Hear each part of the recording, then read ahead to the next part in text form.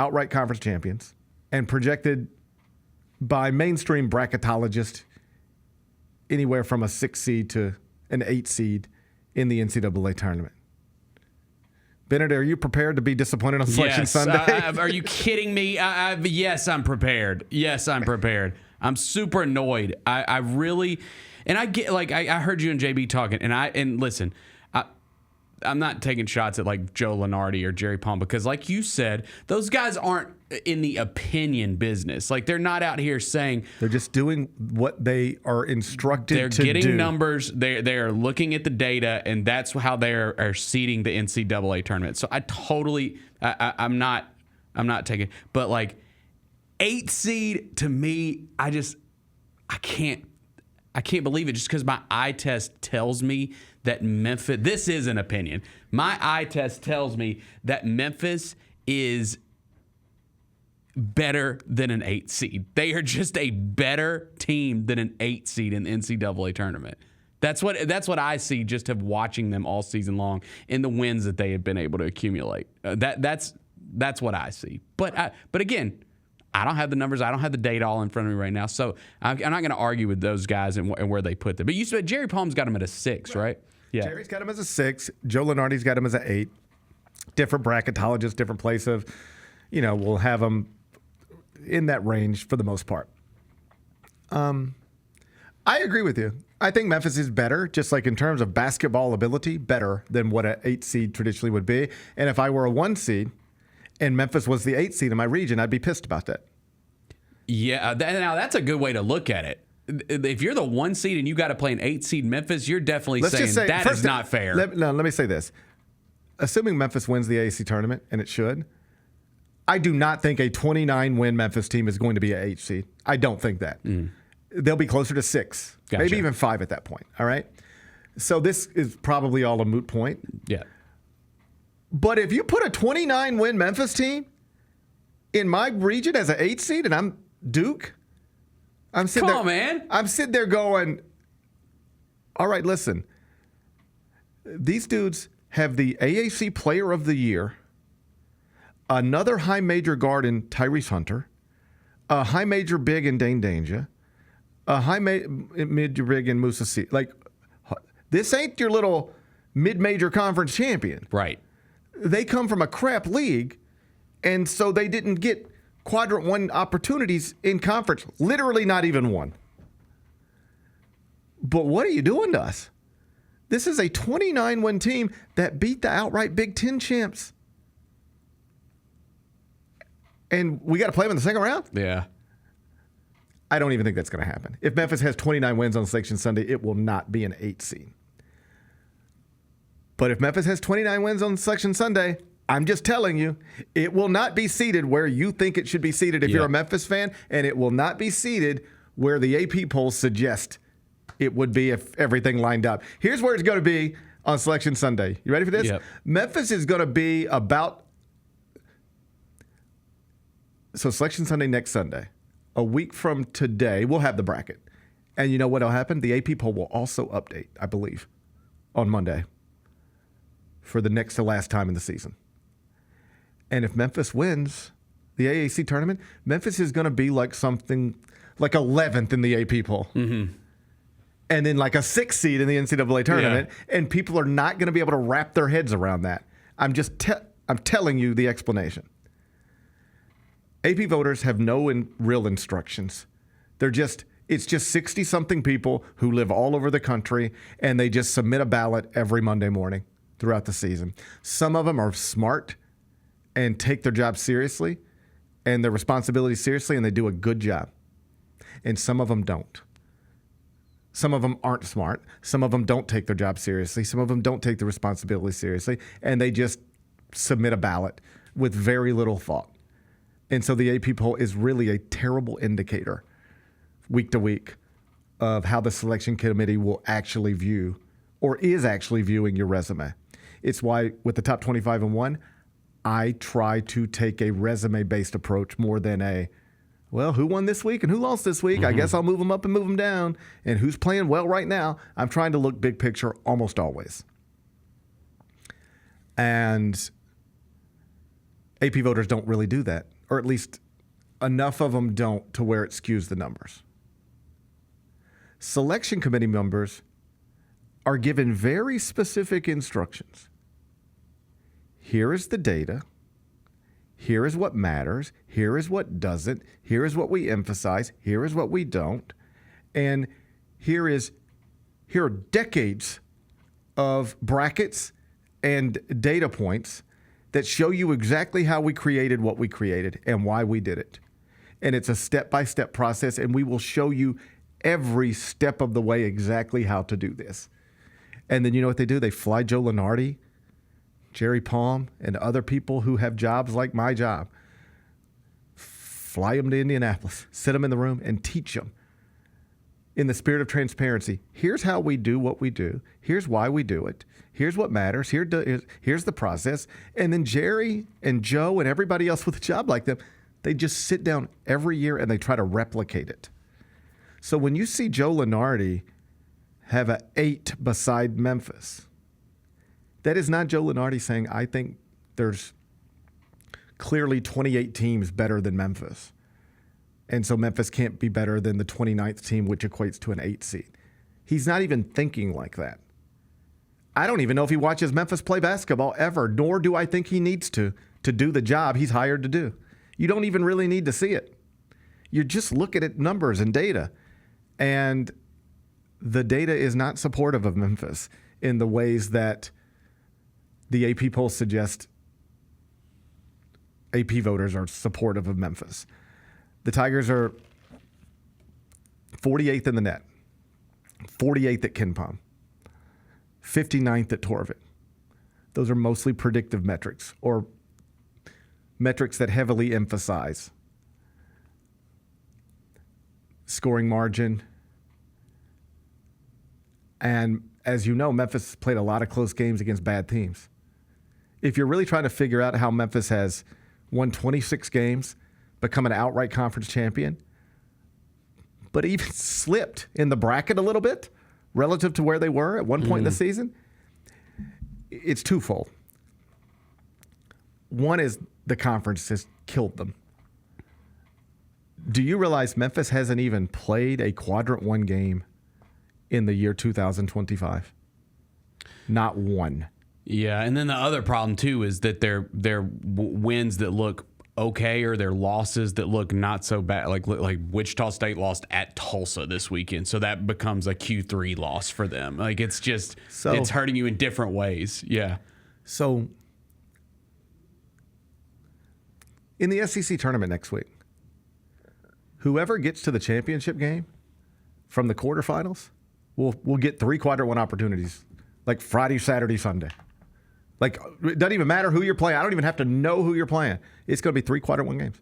Memphis has not had one since December. If you're in the SEC, you get 3 next week. Yeah. If you're in the Big Ten, same thing for the most part. And unfortunately, you don't get any this week because North Texas lost. They were top 60 in the net. They're going to fall. You'll get none this week. Right. You've had none since December. So, excuse another golf analogy, but it at least makes it make sense in my head. Think about if you were playing golf and you had, well, let's make it exactly right. You're playing golf and let's just call you Memphis, and suddenly you get to what we're calling the conference schedule, and this actually works out pretty well because the conference schedule is 18 games, and in golf you're typically playing 18 holes. What if I told you, okay, now you get to play 18 holes, but you have no birdie putts? No birdie opportunities. You can't birdie anything. Birdies are not even, like, they don't exist. The best you can do against these next 18 holes is just par, just sort of maintain your place. The worst you can do is bogey. That's a loss to Temple. You could double bogey, lost to Wichita State. But you can't, nothing good can happen on this golf course for the next 18 holes. Only bad stuff. You have no way to improve yourself, but 18 different places to hurt yourself. And they hurt themselves twice.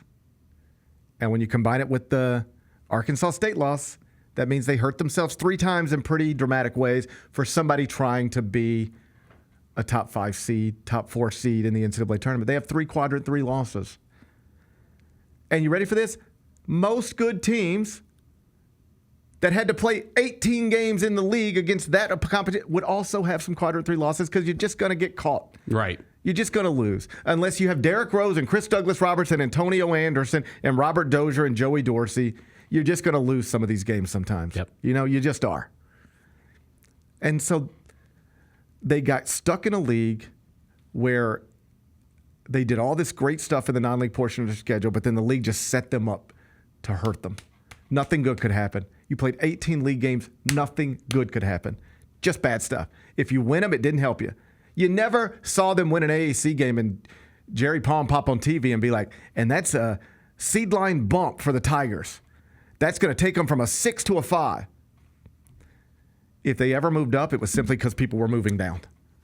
They couldn't do anything to move themselves up. But, buddy, you take one loss, now we got to drop you. You were a 5, but now you lost to Temple. Now you're a 6, Wichita State. Now you're a 7. Now these other schools in different leagues are getting quadrant 1 opportunities one after another. And, here comes BYU on a little winning streak in the Big 12. They passed you. They were on the bubble 3 weeks ago. They just flew right past you because they play in a league that gives them opportunities that when they're great, the resume gets bolstered. When Memphis is great in the AAC, nothing happens. Yeah. When you're not great in the AAC, it dings you. So these are the 2 problems. The league gave them no good opportunities to grab needle-moving wins, so they've just been stuck. Their record in quadrant 1 is incredible. They're 6-1 in quadrant 1. That's awesome. They're 11-2 in the first 2 quadrants. 9 games above 500 in the first 2 quadrants is awesome. But they got the 3 quadrant 3 losses. That pulls you way down. And if you can't get quad 1 wins in your league, you know what you have to do? Beat the bad team's brains in. And they won too many games by 7 points that they were supposed to win by 17, broadly speaking. And that's how your computer numbers slide the wrong way. Then you don't have the quadrant 1 stuff that the power conference schools have. And then you have more bad stuff in quadrant 3 than most good teams have. And that's not because you're necessarily worse than those other teams. It's because Memphis had to play 18 games so far this season that fall in either quadrant 3 or quadrant 4. 18. Like, just for the sake of the conversation, let's just see what Auburn has had to play in quadrant 3 and quadrant 4. I just told you Memphis has played 18 games in quadrant 3 and quadrant 4. Guess how many Auburn's played? I'm looking at it right now. 6. 6 is the right answer. 6. 1/3. So Memphis had to get into games 18 times this season. If we're calling quad 3 and quad 4 games that can only hurt you, never help you, which is what they are. Memphis had to step into that game 18 times. 18 times. Auburn only had to step into that game 6 times. That's a huge advantage when it comes to this type of stuff, to minimize how often terrible things can happen to you. To minimize that. I know playing in the SEC, that's a whole different animal at the other end, right? Because then you don't get to breathe at all. You go from playing nobody to playing somebody every night. I'm just saying, me personally, if I had a good team, you know what I'd rather do? Play good teams. Mm-hmm. I would not want to play 18 games against teams that can only hurt me because I know human nature. 1 out of 18 nights, 2 out of 18 nights. You're not going to have it one night. You guys, just something. Yep. Just something. I'm with you 100%. Just something. I do think, this week, I know that, in the conference tournaments aren't maybe as big of a deal as they used to be as far as like where teams get seated. I do think that this is a big week for Memphis, and you definitely want to win the conference tournament just because I think it's going to be hard on Selection Sunday for them to sit there and say, okay, good team. We acknowledge good team, and they won their regular season conference championship outright and the conference tournament championship. Like I think that is very favorable for them. While recognizing it's all fluid, and it will not be determined only by what Memphis does, but by what stuff happens all over the country. All right? this would be my prediction in this moment. If Memphis wins the AAC tournament and has 29 wins on Selection Sunday, the Tigers will either be a 5 or a 6 seed. I'll take it. I'll take that. If they lose any game, you're in the 8-9 game. And see, that's where I got a problem because we've acknowledged that conference tournaments aren't as big of a deal as maybe we once thought that they were. Like, teams aren't going to move that much, but Auburn ain't going to move that much based on what they do in the SEC tournament. And granted, it's Auburn, different levels to this, but if Memphis has 29 wins on Selection Sunday, 5 or a 6 seed would be my prediction. If they lose any game in the AAC tournament, quarterfinals, semifinals, championship game, yeah, it will probably be a quad 3 loss. Probably quad 4, maybe. It'll be a loss that gives you another type of loss that teams like you, or at least ranked near you in the AP poll, they don't have these kinds of losses. That's how you end up in the 8-9 game. Yeah. And it really could determine whether Penny Hardaway is a Sweet 16 coach or not. He's made it clear that's important to him. Obviously, the program hasn't been in the Sweet 16 since John Calipari. To your point about this being a big week for Memphis, here's how big it could be.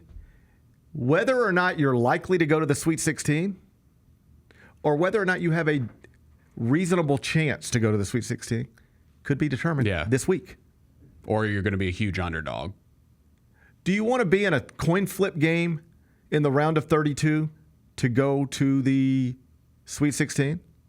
Or do you want to be in a coin flip game in round 1 and then a heavy underdog in round 2 if you happen to get there? Because that's what we're playing for this week. Yeah. That's what the AAC tournament is. Go win 3 games, and I can reasonably assure you, you're going to be a 5 or a 6 seed, and you will be favored in your first round game. Perhaps over a mediocre power conference team that ain't won nowhere close to the rate you've won this year. Mm-hmm. All right? Go win 3 games in the AAC tournament. I can reasonably assure you that's your life. You're going to be favored in round 1 and be in a coin flip type game in round 2. Like, if, you're a 6 seed, you're playing a 3, you're a 5, you're playing a 4. There ain't much difference between those. Let's go play. All right? Lose a game in the AAC tournament, I'm worried you end up in the 8-9 game.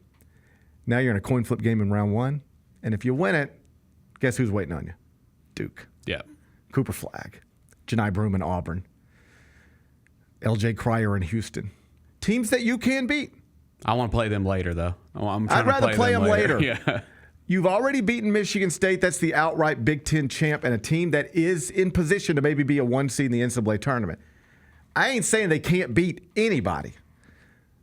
I'm saying if it is your stated goal to get to the Sweet 16, to get this program there for the first time since John Calipari was the coach, it is so much easier to get there as a 5 or a 6 seed than it is an 8 or a 9. Yeah. It's actually easier to get there as a 10 or an 11 than it is an 8 or a 9. But I don't think there's any way Memphis drops that far. It really does feel like they're in this range where go win 3 games and you can be a 5 or a 6, definitely out of the 8 range. Just no scenario where you're an 8 seed with 29 wins on Selection Sunday. But go lose a game, they might slide you right into that 8 spot, maybe even 9 if it gets too bad. And now you're fighting for your life in round 1 and, double-digit underdog in the round of 32. Big week.